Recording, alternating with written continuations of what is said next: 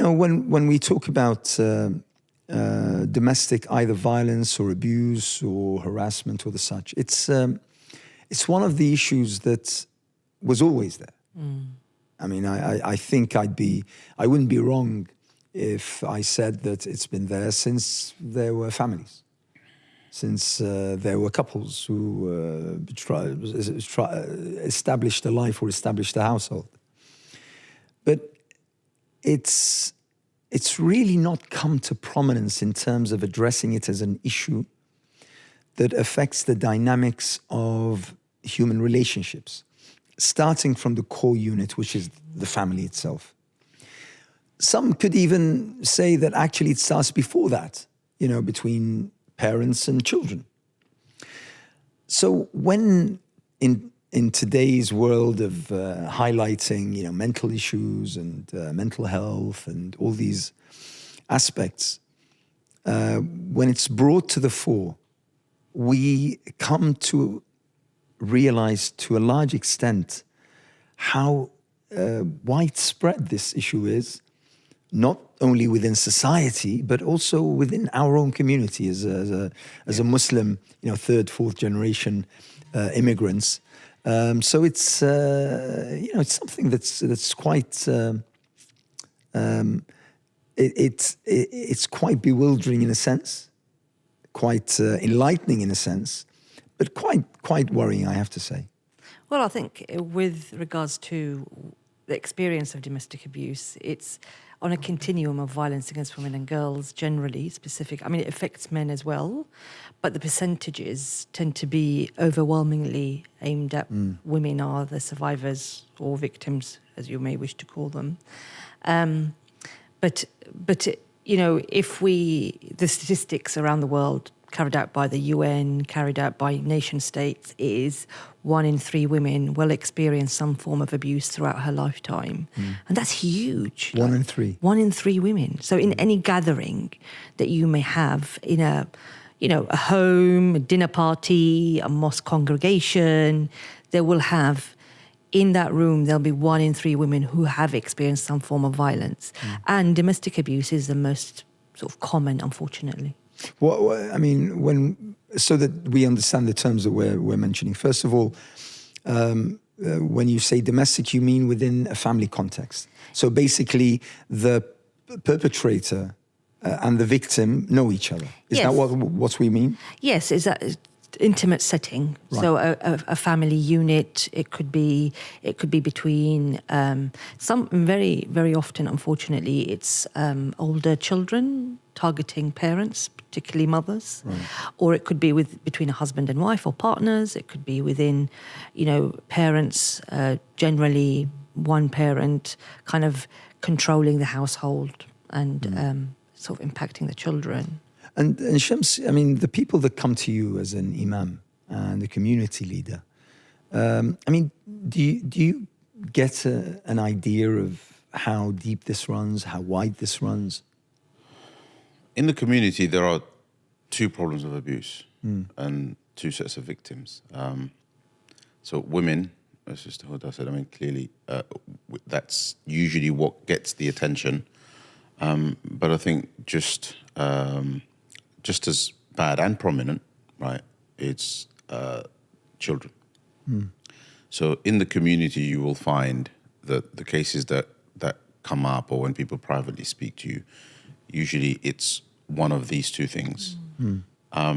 Obviously, less frequently, I have come across, situations where it's all flipped and the husband is a victim of abuse. And this is rare, but it usually has a certain, you can kind of stereotype it in a certain way. So often when, the wife has a kind of strong family network, husband has come over from abroad, doesn't have that. So in those kind of contexts, as well as in other contexts, you get men also reaching out, and for them it's different. It's like it's expected that they should be able to deal with it, but but they can't, so they reach out. But overwhelmingly, like the sister said, overwhelmingly, it's women and children. in the community, Yeah. right? Putting aside the agencies that are looking into this issue and the statistics and their particular focus and so on. In the community, we have a serious issue of various kinds of abuse suffered by our sisters and various kinds of abuse suffered by our children. Now, I need to get my head around this. In our religion, in the teachings of our Prophet, peace be upon him, even within our culture, everything points to the forbiddance and to, the gravity in wrongness of abusing those who are under our guise, that are under our care. Whether it be as parents, whether it be as siblings, whether it be as children, whether it be as colleagues, So why? We sometimes focus too much, I feel, on the victim, and probably rightly so, and the kind of formats of abuse that they've come under. But has there been an investigation as to what is the mindset, what is the driving force behind the perpetrator doing what they do? Where does this come from? I don't understand it. I think, there are various perspectives as to why this happens, and different people with different sort of ideologies or points of view would think differently. But ultimately, at the heart of an abusive relationship is this idea of power and control. And the idea that the person, it's an all or nothing sort of zero-sum game. Either I'm in charge or I'm oppressed, in the mind of a perpetrator.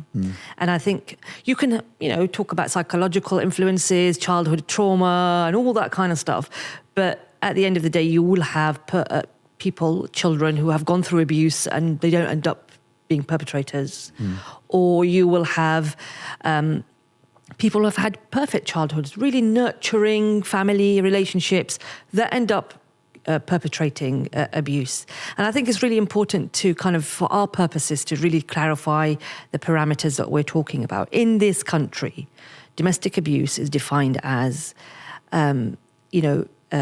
a harm, and whether it's one instance or a sort of a series of occasions where any form of violence, quote unquote, and it could be physical, emotional, psychological, sexual, economic, that happens between a family unit or intimate relationships from the age of 16 and over. Anything under 16 is deemed child abuse. And so that's very important to clarify. So it's... I think we can, and it's not limited to a particular group of people or religion or class or anything. Unfortunately, in this instance, domestic abuse is very meritocratic and democratic. It can affect anyone from any age. Does an abuser realize that they're an abuser? I think they do.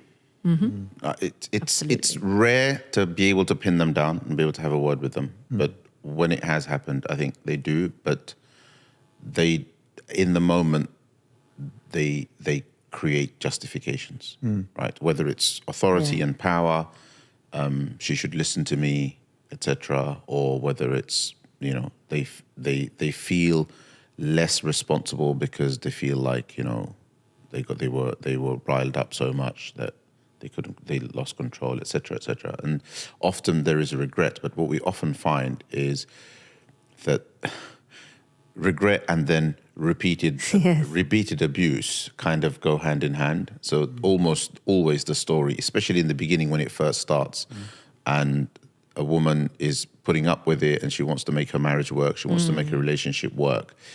She often basically she forgives, and perhaps for some time forgets in the beginning because of how profound the regret is afterwards, right? But then it happens again and again. And in each time there is the regret and there's the kind of, almost a kind of punishment of the self, right? You even see things like that. Particularly, I've seen it in the cases in the Muslim community. But I want to come back to two things. One is, like, as an imam, I'm particularly interested in why this is happening in the Muslim community, right? And it is, we can try to argue that this is universal, and it is to a certain extent. But obviously, we like to think that our deen teaches us better, right? So what's going on? So I think that's one thing that that's important. And the other thing, again, there are different ways to talk about this. We can be technical and say, let's talk in terms of definitions. But I like to at least understand it in terms of a culture of abuse. And when I say culture, I'm talking about generational cultures of abuse. And among all of the different causes that we've got, one that it seems also very clearly present is just generational acceptance of domestic abuse. So it's being perpetrated by sons because their fathers have abused their mothers, and their fathers have been abusing their mothers because their grandfathers have been abusing their grandmothers, and it's been going on like that. And in certain cultures, it's very prevalent. It's normalized, isn't it? And it's normalized. I remember. By the way, I mean, you just reminded me. I remember a friend of mine who, in defending himself or trying to defend himself, he said that it was his mother who egged him on to beat up his wife.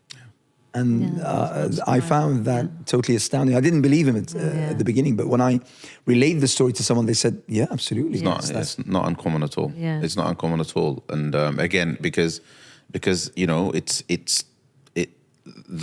it could be that the psychology of the mum is that this is how my husband kept me in line, because the idea is that.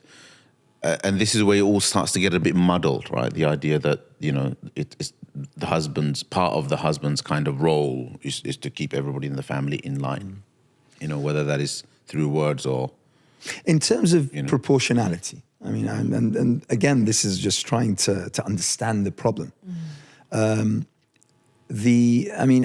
does it, in terms of numbers or figures or percentages, how does the Muslim community fare among society? Let's say British society as an example. Like from my experience of working with survivors of domestic abuse, it mirrors whatever the wider society is. So we're not uniquely more likely to experience domestic abuse than anybody else or any other community. But because Islam is so clear, as you said rightly, about kind of the gravity of this kind of abuse, we are shocked by it, and quite rightly so. And so I don't think we are overrepresented or underrepresented. Right. But I just think for us as a community, we never think it's that bad because we should know better and we're Muslims. But unfortunately, we are part of a wider trend in society that deems this kind of phenomenon to be acceptable, and it's a generational thing and a cultural thing, regardless of whether you are a type of Muslim or non-Muslim. It is assumed that there are gender roles and there are certain roles that a man needs to fulfill, and there should be certain dynamics in a family. And if we steer away from them, then something's wrong, and we need to steer the ship back in the right way, which is unfortunate, because in Islam, a healthy ummah starts with a healthy family. Correct. And unfortunately, our ummah is very, very sick. So. And I like to help people understand it by pointing them to how widespread child abuse is in the community. And when I say child abuse, I'm talking about the full spectrum of it, but in particular how prevalent in many of our communities, violence against children continues to be prevalent. Not just, it was something of the past and now the government has banned it and things like that, but it continues to be the problem in homes. It was a massive problem in institutions, right, in educational settings. And you still will come across people saying, well, the government's now kind of stepped in and banned it, but sometimes it's necessary. And I remember once speaking to kind of leaders of the community, imams and people like that. And so I speak about this. This always pops up if I'm speaking in a community setting. Then the issue of the beating and smacking of children, and again, it's important to clarify terms. It is beating. It's not so much smacking. We're talking about serious brutality, right, against children. And I've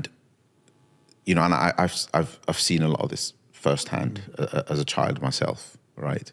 And so when I speak about this, people often kind of try to move the conversation on by saying, well, this is now banned in this country. It's not happening anymore in masajid and so on. First of all, I don't think that's entirely true, first of all. But where I find it, and this comes back to this issue of what happened to us as an ummah, aren't we supposed to know better? Doesn't our deen teach better? And this is where I start to think, okay, something else is going on here. There's something more fundamental that's broken. Like two adults, one maybe there's there could be an issue of they don't like one another, and because adults can get along and they can not get along, right? And that can lead to all sorts of things. But fathers and their children, mothers and their children, teachers, imams and their students, for me, that makes a lot less sense, right? And if that is something society continues to tolerate, right, then they would certainly tolerate, one adult kind of abusing another adult because of the power dynamic, right? Because, over here where you'd think children, right? The whole kind of rahmah and things like that, and who hates their own children? Yeah. Do you understand? Children. Anyway, so I'm speaking. Let's finish that story off, because this contradiction is really important, right? So these are all imams and so on and so forth, and all of them have a role that they play here as imams and teachers and so on. But almost every single one has a role also in their country of origin.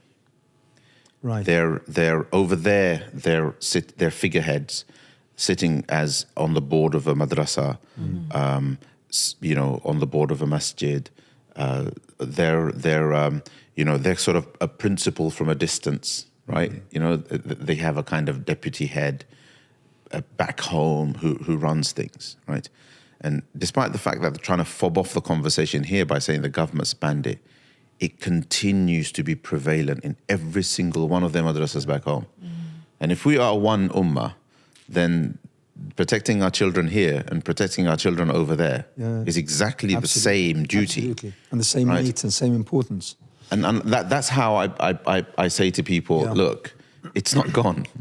It's not gone. If the government hadn't banned it, right? If the government hadn't stepped in and banned it, or hadn't come down, if officers hadn't come down and there hadn't been these stories of people going to jail, et cetera, it would have still been happening. That means there's something more fundamental that's broken. Can I just clarify one thing? You both have extensive experience in this particular field. If a victim was to come forward, whether woman, man, child, was to come forward and to make a claim that they have been abused one way or another, how serious would that be taken? And how positively would that be enacted on? I think that's a really, really important question, but also there's a lot of different responses. You've got a criminal justice response, you've got a legal response, you've got a pastoral community response, and it's about what are we looking for? What is the survivor wanting, essentially? Yeah. So that's one. But also, statistics in this country have shown if you are from a black or minoritized community, you are more likely to wait longer to seek help than a white person or a white woman. Right. So you will wait until 30 instances of abuse before you pick up the phone and ask for help. Wow. And also, the people that you will always ask first are friends and family. And that's why friends and family and imams like yourself and the community are so important, because it could be your one chance of getting some help and support. Yeah. And so it's really important that we know how to respond when a survivor or a victim comes forward. And unfortunately, the response depends on who you get. If you're looking for a legal response in terms of like, the police, it really is a postcode lottery. Some police might come in and help, some police might not. But and similarly with the other responses that you might seek from agencies like social services or the community. But regardless of that, when a woman seeks help, it's got to be so bad for her to ask, because she is thinking about many things. Yes. Not just her experience and the violence, but what it means for the family, what it means for the husband or the perpetrator. Yeah. Because if you are a man who is not white, the response and the consequences for you as a perpetrator of domestic abuse who is not white is very, very different if you are a white man getting reported or identified as an abuser. And so you constantly see that women, if we're talking about in this instance about Muslim women, are ultimately also thinking about the consequences for their abuser and trying to safeguard their abuser. Because, if you are a Muslim, you are targeted specifically by this society in a particular way, and particularly from a legal perspective. So you also think about your children. Will there be, and the response is always exaggerated or more punitive if you are a Muslim person seeking support. So will these children be taken away? Will the husband be treated more badly, disproportionately? Will she get any support? And what about her community? Will they ostracize her and say, you brought the police who are inherently racist and Islamophobic to help might you? lose that network of support. Exactly. But also, what will the children think? Yes. Because often the children, the way the direct kind of way in which the victim has experienced the violence, children haven't. They might know that something is going on. They might be aware that there's something happening. They might not like it, and so on. But they often, when it comes to that point, where the victim has decided enough is enough, and sometimes that enough is enough point isn't because they've had enough of the violence. They've often accepted that they'll put up with it for the rest of their lives if they have to, for the sake of the family and their children. Yeah. But often they get to that point of enough is enough because something else has been added, that the violence has been compounded by some other form of abuse, right? Like recently I came across a case where after all of the emotional neglect and the abuse and the odd instances of violence and the controlling behaviors and all of that, there was also a point at which the man's decided to also move on. Right? After all of that, he's decided, I can go look for, a younger model, basically. And that was the point. So, which means that had that not happened, then despite all of the abuse, she would have continued. The setting might have she would have carried on. She was willing to carry on for the sake of the family, for the sake of the children, right? But then the conversation's really difficult because to get to a point where the victim is able to say, this is what I want, right? It's really, really difficult, right? Because it's such a hard decision, and often they're concerned about what are the children. And the children by this point, it's not always 2, 3-year-olds, 4-year-olds. The children could be 16, 17, 18, right? And they've got a mind of their own. They have a very kind of independent relationship with the person with their father in this case, right? Who is also the abuser in this situation, right? Yeah. So there's this triangle. But it's really interesting really when we talk about for the sake of the family, and we never talk about the perpetrator stopping the behavior for the sake of the family. Yeah. Because somehow there is this assumption that, he's a man. This is what they do. He's a bad apple. Whereas it's really interesting that the person who is being victimized is thinking about everybody else and the consequences for the family. I want to move on to this because this is extremely important. But before that, I mean, in terms of what you said about the kind of response you get from whoever you're, as a victim making the claim to or at. Yeah.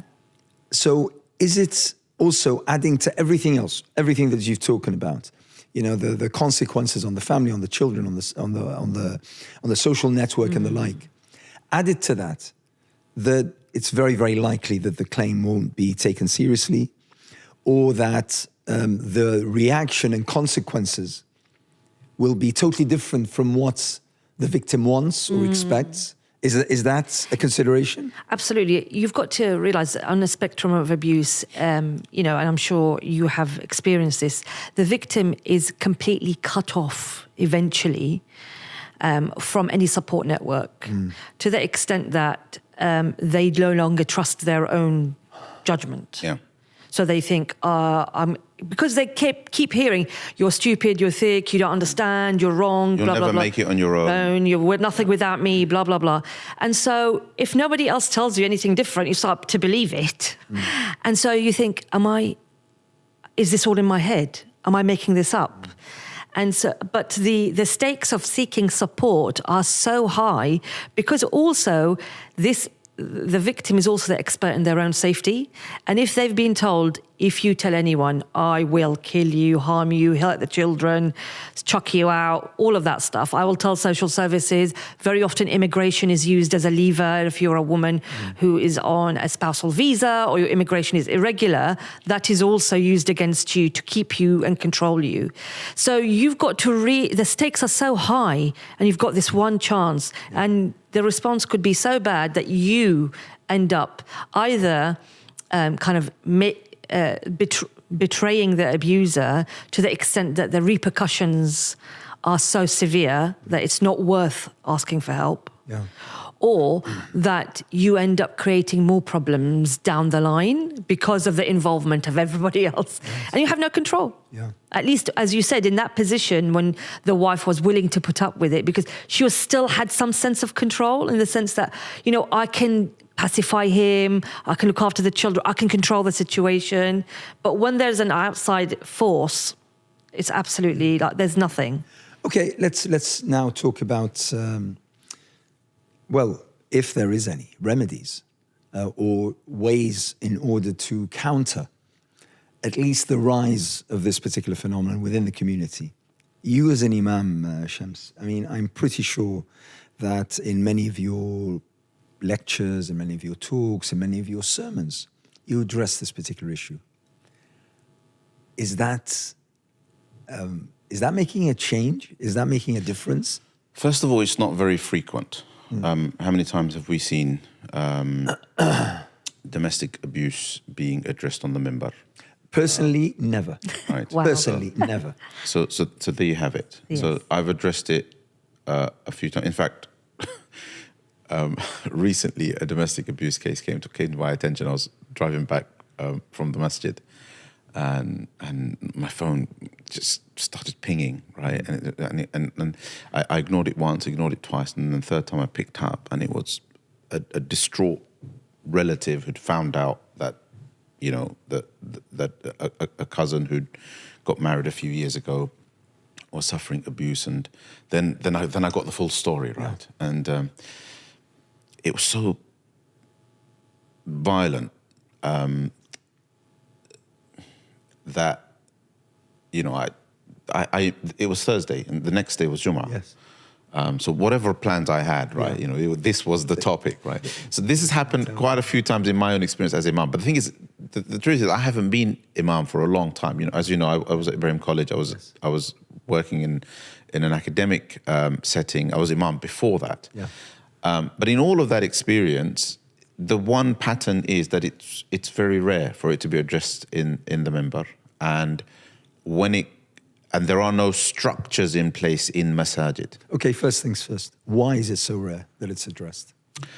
Because we have a long list of issues to talk about. Yes. No, that is it, right? Because people are so you know, and also we overestimate what the member can do, right? I don't think the member has as much power as people think it has. First of all, it's only a once a week opportunity. So if you think about it, you have, you know, 52 or so Jum'ahs in the year, right? So you have 52 opportunities to address where you have pretty much, you know, 80, 90% of the community. What do you do, right? Now, Ramadan's here, for example, right? The whole of Sha'ban, the whole of Ramadan, you're just going to be speaking, you're going to be repeating the same hadith, the same verses, speaking about the same issue. There's no room for anything else throughout Ramadan. Ramadan enters, you're going to talk about the first 10 days, people are going to talk about the second 10 days, then they're going to be talking about the last 10 days, and et cetera, et cetera. So that's 8 out of 52 weeks gone. Hajj comes, right? That's another 4 weeks gone. All right, so that's 12 weeks of the 52 gone. Then, you know, Christmas comes, you know, you have all of these kind of dates in the year, right? You know, in our masjid, for example, February, you know, there were at least 2 khutbahs on the fact that it's LGBTQ History Month. There isn't really much left, you know, after you go through all of the calendar dates and everything, and all of the Islamic dates and, you know, et cetera, there's not that much. There actually aren't that many weeks left. And in those remaining weeks, let's say 30, right, you have an infinite number of topics to cover. Okay.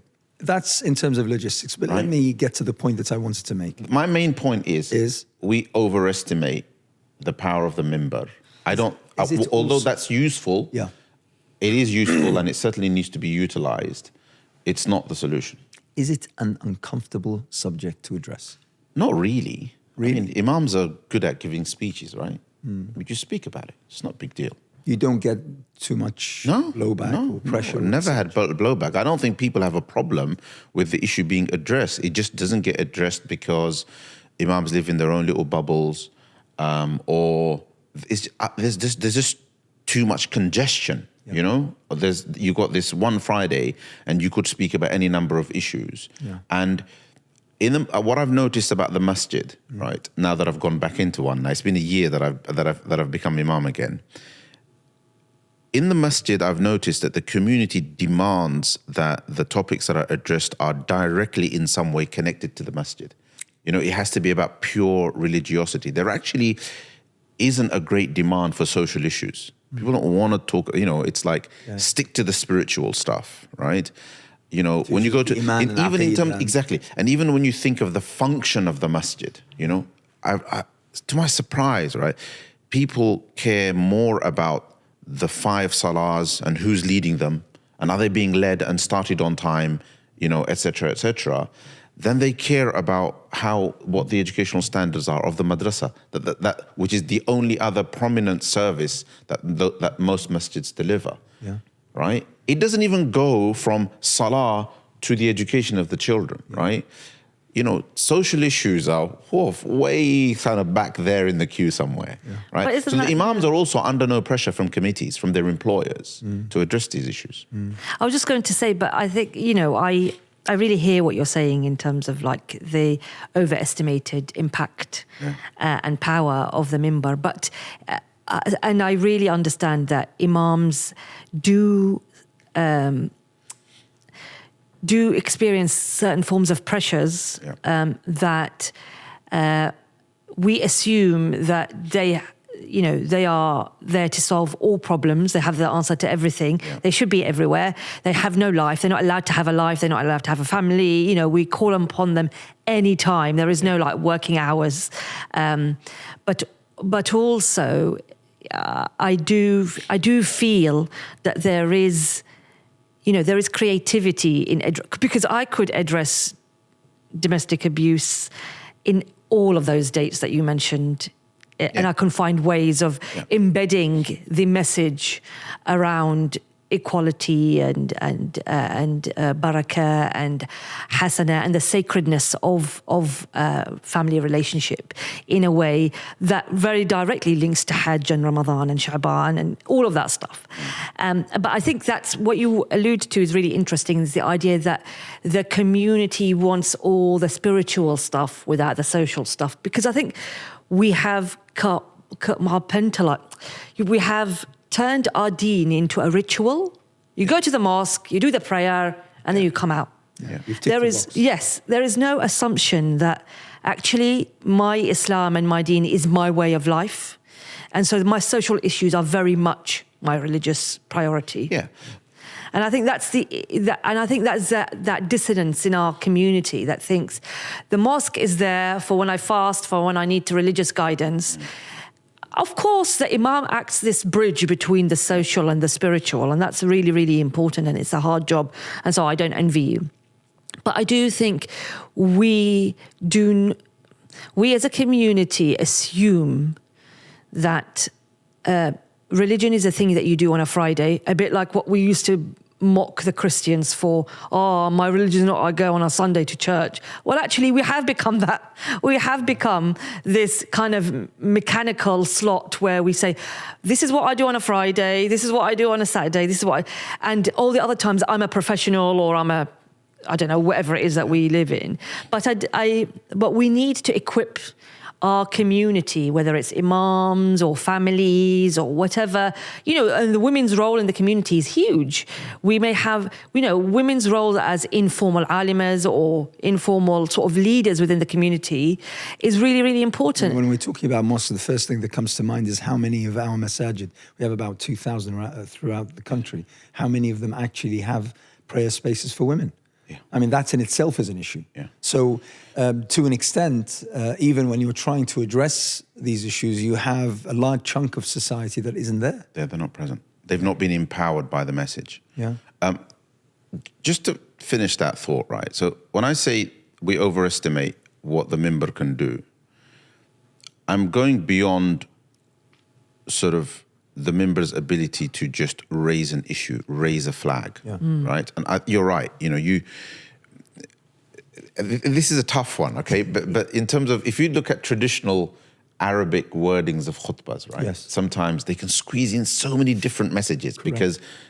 because hadiths can often be, they're jawami'ul kalim, right? Yes. So they're such comprehensive and concise bits of speech. It's part of the miracle of the Prophet ﷺ that you can squeeze in 10 hadiths on 10 completely different topics, right? In Arabic, and it all sounds beautiful, right? It's really difficult in English to do that in English. Really difficult, right? I've thought about it so many times, and it's really hard. I mean, you can go from the beginning, from the taqwa of Allah, and usikum bi taqwallahi, fi sirri wal alan, and then you move on to salawat on the Prophet alayhi salatu wasallam, and suddenly you can squeeze in so much. So that's a challenge in itself, and you've got 10 minutes. You've got 10 minutes, you've got 15 minutes. But what I mean by we overestimate the power of it is that it stops there. And let's face it, we've been talking about salah and punctuality in salah and iman and spirituality and reducing sin and et cetera, all year round, right? It doesn't increase the number of people that attend the salah. The number of people that attend salah increases in masajid where there are additional activities and services specifically designed to bring people into the masjid. Yes. And this is what I mean about when mosques become beyond prayer halls. Exactly. And become social hubs, community hubs, educational hubs. My sort of favorite kind of phrase here or word here is masajid need to be about services. Masajid need to deliver services to the community. And the whole kind of, this is what has to be the basis of the accountability of the committees. This has to be reflected in the financial structures and their fundraising campaigns and everything. Services, when you talk about services, then you can start talking about what does the community need, right? And if the community has a problem with domestic abuse from a completely kind of objective, universal perspective, which is the way I try to address it. Domestic, we're talking about abuse in the home. We're talking about, women, men. We're talking about children. And I like starting the conversation from children because it makes it easier. Correct. To get a man to understand that, look, you got that wrong. You'd think that the vast majority agree on the fact that abuse of children is not on. It's not on, and you're still doing it. Yeah. It's like how can we still be doing that when it's like, do we have to put forward verses of the Quran and hadith of the Prophet ﷺ to any human being, right, to argue that abuse of children isn't acceptable? Yeah. And yet it is, like, honestly, it's heartbreaking because I've seen it. Yeah. Right? I've seen it, and only by utter coincidence did I personally survive it, as in not suffer it, right? So for me, when I look at what's happening to women and when these cases come to me, I think to myself, well, this community hasn't even been able to get that right. Of course this is going to happen. It's not so surprising. It's just as painful to hear about it and so on, but it's not as surprising, right? So again, the masjid can't be about the member anymore, right? It has to move on. Masajid have to deliver direct services. And when it comes to the only one that we have acknowledged universally, almost across all of the masajid in the UK, is we've acknowledged that we have a responsibility to teach children Islam. Yeah. All right, so we do that. Yeah. All right, we do that. And, we do it well, or I don't know. It varies, right? I'm from an education background, so it's not great, right? You have high standards. Yeah. Yes. Now, other services, right? And here, masajid have to resist this urge to do things that are marketable. Yes. And start looking, I love the fact that masajid have food banks, Yes. et cetera, et cetera. Yes. Yeah. But okay, great, right? But please, there's women are being beaten up at home and, they're being financially abused and emotionally neglected, and they need somewhere to go. People have all these mental health problems. They need counselors. Youth, all these problems with youth. In the inner cities, we have terrible situations, right?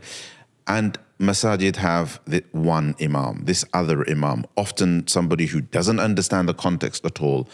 And, and then there's children being taught, and there's questions about that,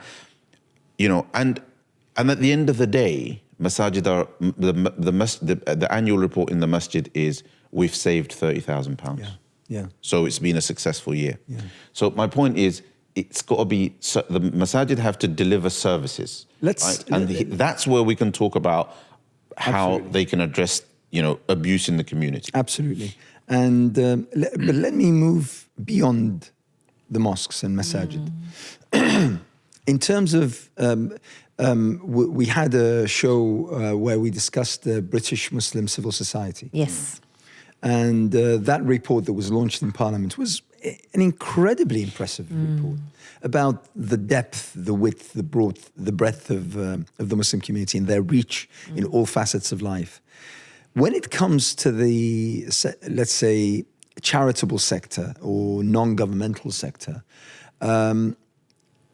the area which deals with abuse, domestic abuse particularly, is quite small in comparison to everything else. Shocking, absolutely. I mean, there's, in this country, if we move away from a Muslim community context, the donkey sanctuary gets more money than women's services. Wow. So you can tell, there is a pattern here. There's a systemic pattern that says women don't matter, families don't matter. They're not the priority. They're not, it's not nice to hear about violence against women, but it's really easy to look after a donkey and raise money for it. Apparently that's fine. So, but I think in our community, and it's something that I've always struggled with as somebody who worked in civil society, is that we're very good, we're extremely generous at giving money to people outside of ourselves. It's like we don't deserve the money. This community is too, because we live in the West, maybe we are too rich, we're not needy enough. And there is also, part of that is a recognition that we actually have challenges. And that's really hard to recognize because maybe people don't want to know that there's a drug problem with Muslim communities and in Muslim youth. People don't want to know that there is violence and degradation, there's abuse, all of that. So they kind of, maybe there is this assumption that if we just don't talk about it, then it's not real. But the number of, how many Muslim charities fund helpline for women for domestic abuse? How many fund refuge spaces? Yeah. How many provide care in terms of housing, in terms of counselling? These things we don't touch. There's one Muslim organisation called the Muslim Women's Network UK that has a helpline, and they graft in order to get staff, and it's mainly kind of manned or womaned by volunteers. And so I think it's really, really important question is, why do we not feel that our money is worthy of the people here? Yeah. What is it about us that makes it easier to donate to an earthquake? And of course, it's really important. But what is it what are we not seeing? Yeah. What is it that's making us feel that we're not worthy of the investment? Our masjids are not worthy of the support. I mean, when it concerns me greatly that whilst we're living in a society where these issues are heavily regulated, they're heavily policed, as far as we know. The law seems to be on the side of victims of abuse of all sorts. Okay. Now we have the wording, the definitions of various kinds of abuse. I'd hate to even imagine what goes on in contexts where there is less so.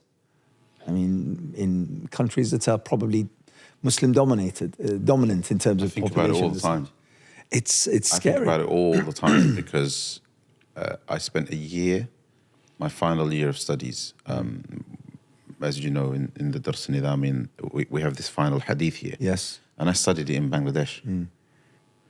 So I got to see it all at the age of 20. It's an eye-opener. And it was an eye-opener. And obviously, you got to bear in mind that I studied in madrasas in the UK in the 80s and 90s. So I got to see a fair share of it here. Yeah. And then obviously... By the way, you invoked a memory that was deeply buried. And I'm older than you. It was during my 70s, and I used to go to this sheikh at his home to learn Quran. And it's fascinating. But it's all come back now. He would sit in front of us. We were about 4 or 5, and he would have a cane. Yeah. Just sitting there. And every now and then, anyone who would make a mistake, he would just reach to it and touch it. And that would get our hearts racing. You know, that him reaching out for it was, emotional and psychological torment. Brother Anas, I wish, the people that I had encountered just did that. It would be heaven. Dear. Right. So, and I don't want to talk about it. I don't want to talk about it here. But, on the one hand, you see all of that. But on the other hand, I also feel like the deen gives you, some sort of coping mechanism. Yeah. But not so much the deen itself. It's not so much the content of the deen, but a loyalty to it. It's like, what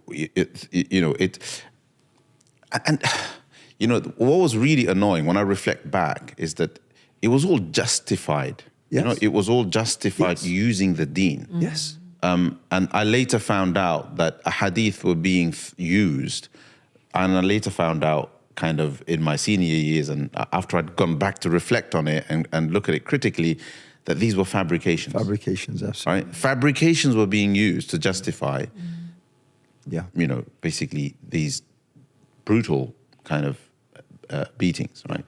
And you can have the same conversation about justifications with regards to the abuse of women, and so on. When there's no aspect of Islamic law that has anything to do with any kind of abuse scenario except for the discussion about oppression and dhulm and what the consequences of that are against the perpetrator. Yeah. That's where kind of Sharia steps in. The Sharia doesn't step in anywhere else, right? It doesn't step in 434 Surah An-Nisa. It doesn't step in the hadith about commanding children to perform salah, and so on, because none of that has anything to do with violence and abusive behaviors and controlling behavior and financial abuse and emotional and psychological abuse, right? And threats and actual brutal violence, children bleeding, and stuff like that, right? It doesn't go anywhere. Yeah. And I find it astonishing that it just missed us. It's like that these things can even happen in a religious context. Yeah. And that's what I mean when I say something fundamental right, has broken in just our understanding of right and wrong and justice, and we have these terrible, terrible blind spots when it comes to the deen or when it comes to the sharia. Do you understand? We can give whole lectures on how long this should be and how long this should be, and whether this is sunnah or not, and you know, and whether that should be above the ankle or not, etc., etc. You know, that's certainly not a blind spot, but somehow beating up women and children, well, that's why is a blind spot. That's why religion has become ritualized. It is much easier to talk about the length of your thobe than it is to look at the ethics of the Quran and of the religion. And so, and that's why it is, and you're probably less controversial to talk about that than you would about treating fellow human beings and talking about an intimate family setting where people think, oh, that's private, it's got nothing to do with me, I don't want to go there, etc., etc. So religion is instrumentalized. What would you do? Let's assume you have the nuclear button, as they say, in order to make everything right. What would you do? I think my example is always the Prophet sallallahu alaihi wasallam, and that is this idea that you need to work on a human level. You can have laws, you can have do's and don'ts, you can have education. Like you said, we've been talking about salah for ever since salah was mandated, yet that doesn't mean more people. So it's not that people are not educated. It's not that people don't know. It's about this idea that there is this assumption that you have no choice, you have no control. And it's about saying, and you know, the Prophet came and said, the first act of the Prophet was to say, you're not burying girls anymore, newborn girls. He didn't say don't cheat. He didn't say don't make sure you pray 5 times a day. He took the most radical thing that he could do as that's a starting point. And it was something with an intent of social justice. It wasn't about correcting. Of course, it's correcting a behavior, but it is felt on a societal level. And it was an oppression. And he chose oppression to tackle first. And I think that's what we need to kind of keep remembering, is the ethics of Islam is about maintaining that sense of the fitrah of equality, the fitrah of being good, doing good, experiencing good. And I think for me, what it would be a coalition of forces. It would be our community institutions, our religious institutions, our educational institutions, where we come and talk together and work together on this issue so that it's not seen as, oh, go and see the imam about that, or go and talk to the police. We all have a responsibility. Me as a mother have a responsibility about educating my child. Me as a sister, me as a friend, me as a professional, and I think we kind of find it easier to just kind of outsource the support to somebody else. But it's hard. It's a hard kind of, it forces us to look at who we are as people. And it's an educational, an attitudinal, a transformational kind of process that requires a concerted effort from a multiplicity of people in society. Shams, you have the nuclear button? Nuclear button? Nuclear button. I know, I'd start with about 100 million quid. That'll help. Set up some services, you know. Dangle it maybe to some of these masajid. You can have some of this, you know, if you set these services up. Yeah. And you'd be surprised at how quickly people respond to that. It's so painful to say. It's so painful to say. But suddenly you would have, give me a pot of money like that, and suddenly you'd have women's shelters propping up inside the masjid. Yes. Right? It will be inside the masjid. Committees would be like running, you know, to fill in the application form to set up these services. You know, all of a sudden our education would be outstanding and so on and so forth. You know, if we dangle it's all the about money. the money then. And sadly, that's just who we've become, right? The other one But is with the if money, you can, obviously you'd need the vision, the understanding. the money awareness it requires the structures and the accountabilities and et cetera. But nowadays, all of that boils down to, because look at every single service in the community that good people, you know, with vision are trying to set up. What will, other than charities, when we spoke about that, right? What will they all tell you? They'll tell you we haven't got the funds. We haven't got the funds. Right? We haven't got the funds. And I think the reason for that is because the donor mindset, you know, is wrong. And as much as charities, as much as there are wonderful, some of these big charities, you know, the people who are running them are friends of mine, right? And I know they want to do the right thing, you know, but they understand that donors aren't interested, and they pander to the donors, right? And sometimes there isn't enough courage, or there is a fear of the consequences if they go against the will of the donors, right? Because at the end of the day, money has to come in. So that's you know, that's we've seen that problem. But ultimately, every single other service, necessary service area, all of the projects will tell you, you know, we're struggling. We haven't got funds. Jazakumullah khair. That was fantastic. Thank you. Barakallahu feekum. We're done.